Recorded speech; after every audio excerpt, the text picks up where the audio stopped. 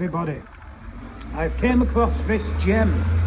This gem is located in a town centre in Kent. Now, up and down England, many of these old small passageways and old buildings existed before my time in the 60s and 70s. But in the 60s and 70s, they decided to take down many of these narrow passageways, old buildings, in favour of, at the time, was seen as they were seen as in fashion, these horrible, disgusting concrete blocks that you see in town centres up and down the country. So I had to get this on camera. This really is a gem in Kent.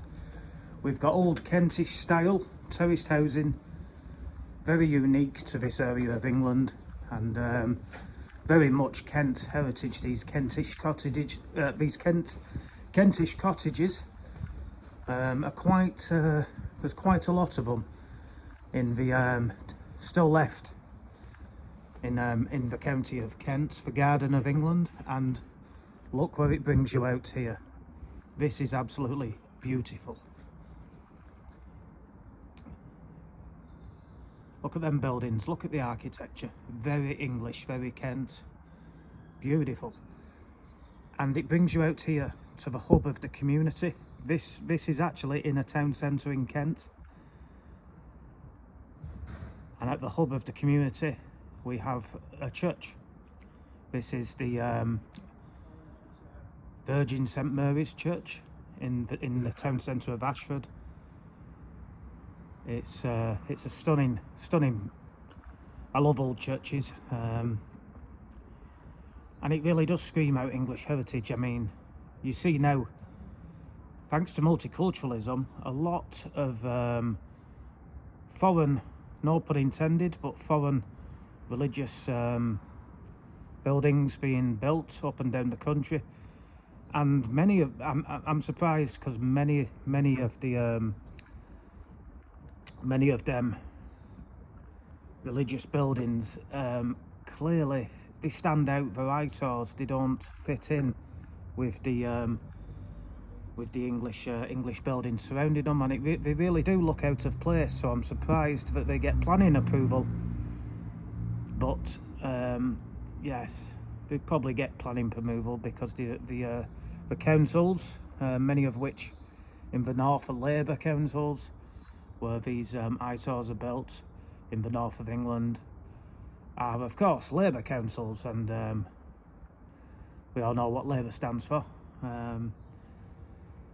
You only have to breathe as a white person and be called a racist with the Labour Party. But let's have a look around this beautiful church, smack bang in the town centre, surrounded by English heritage Kent-style cottages.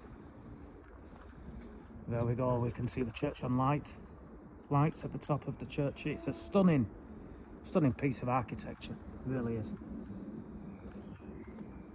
And these buildings go all the way around this wonderful church.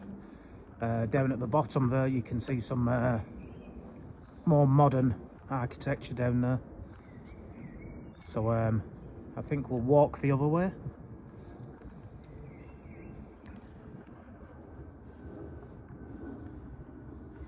Especially at night time with the lights on. It's the sun's going down as we speak. This really does scream out England. This really is. Yeah, I mean, you can imagine before multiculturalism was inflicted on England, you can really imagine. It's like going back in time. You can imagine what life used to be like hundreds of years ago.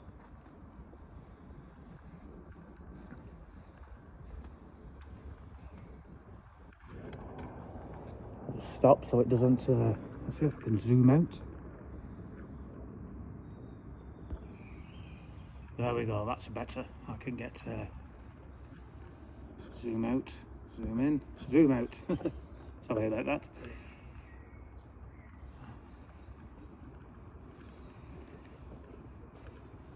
And I love this here. We've got the Union Jack bunting, we've got the Union Jack flag, and this, I believe, is a museum. Yes, Ashford Museum with the Union Jack and the Union Jack bunting. Here we have a gravestone. Now, this just shows how old this church is and how well kept it is. I'm hoping that the, well, we know for a fact that the grave here, it says the grave has been corroded, obviously, because of this tree. Now, the grave would have been here, obviously, before the tree. Now, I'm hoping that, and as you can see, this really is a substantial, very old tree. I don't know if you can see it. I'll zoom in.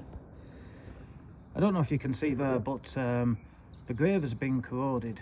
But you can see the, I think it's the death, yes, the death date is, it's, oh, yes, it's, now I'm looking at it, you can see that the person whose grave this is died in 1767. William Simon. I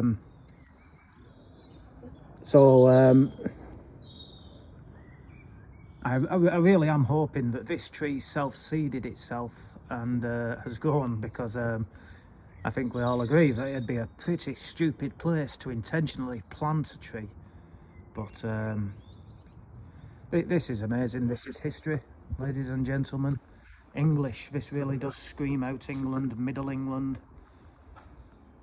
This really is English heritage.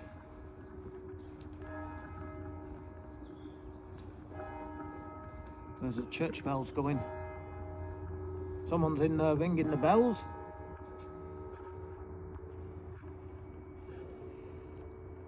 It's a stunning piece of architecture.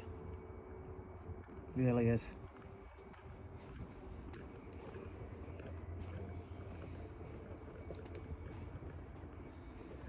They've even kept, the local council, I presume, has even kept the old style Victorian lamps, replicating the old gas lamps. I really do hope they keep that up and don't, you see, it's all down the street. You can see the old Victorian replicas, the old Victorian lamps. I really do hope that that stays intact. And they don't try and modernise.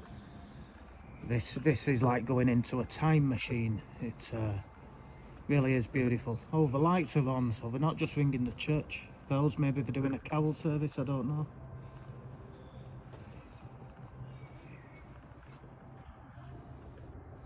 Maybe they knew I was coming here, because that does, having lights on the church does help with the video.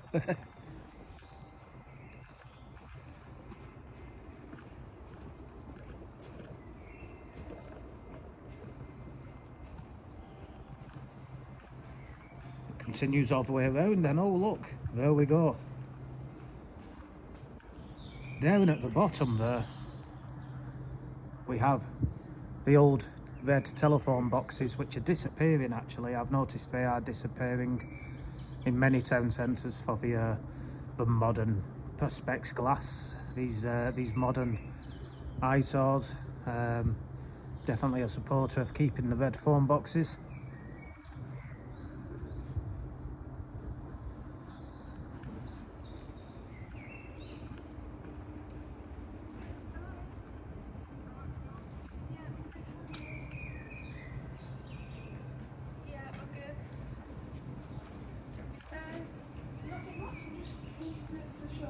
There we go, St Mary the Virgin, Ashford Parish Church.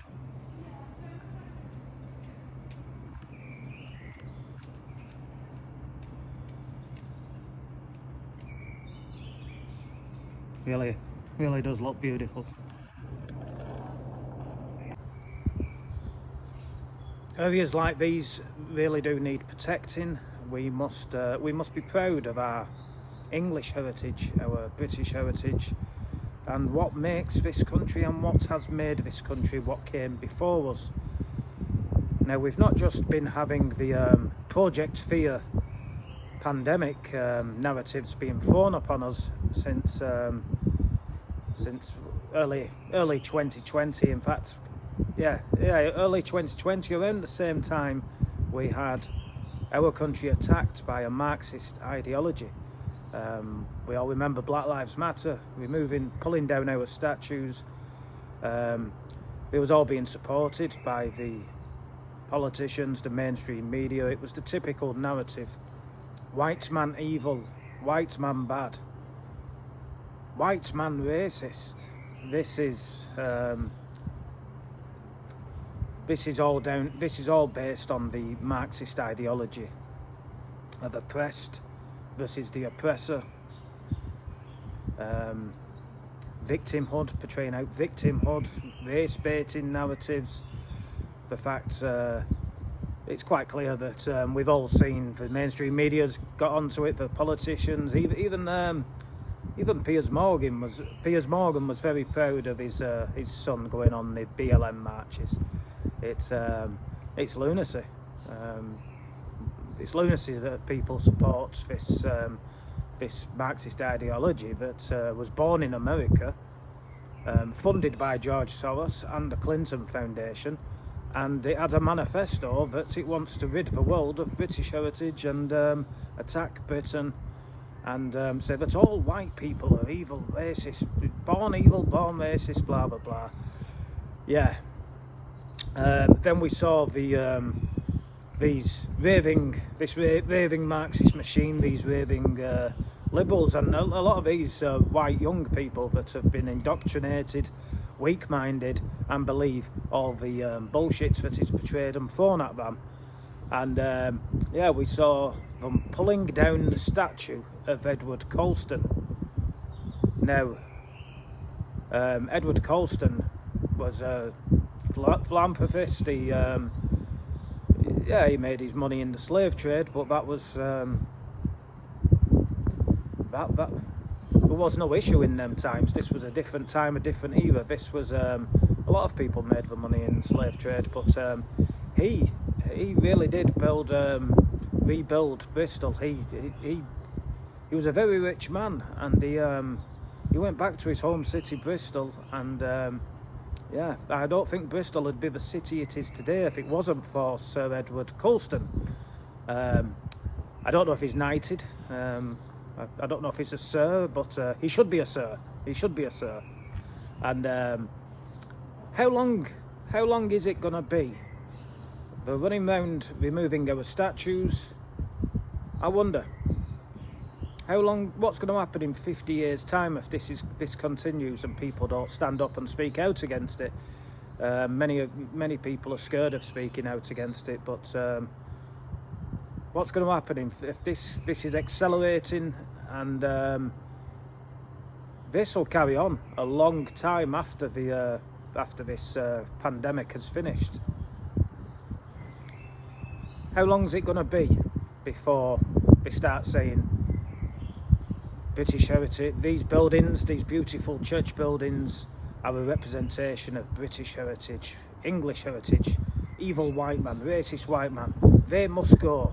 How long is it going to be before we have raging, how long is it going to be before people are brainwashed people get brainwashed and then they end up turning up, instead of Edward Colston being pulled down, who knows, 50, 60, 80, 100 years time, they come to a place like this, surround it with bulldozers and start knocking down these beautiful buildings which cannot be replicated.